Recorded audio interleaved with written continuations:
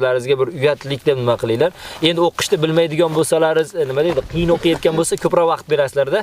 Nabiy sollallohu alayhi vasallam aytadiki, Qur'onda mohir bo'lgan odamni ajri nima qilinadi? 2 barobar beriladi.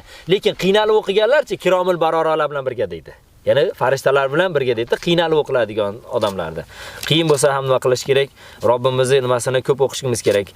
Xolid ibn Validni nimasi qissasi aytiladi-ku, Xolid ibn Valid jangda yuravergandan ba'zan haligi suralarda xato qilib qo'yadi ekanda. Xolid ibn Valid qo'liga Qur'onni olib turib yig'lab aytadi ekanki, "Shag'alatni ankal jihad" deydi ekan.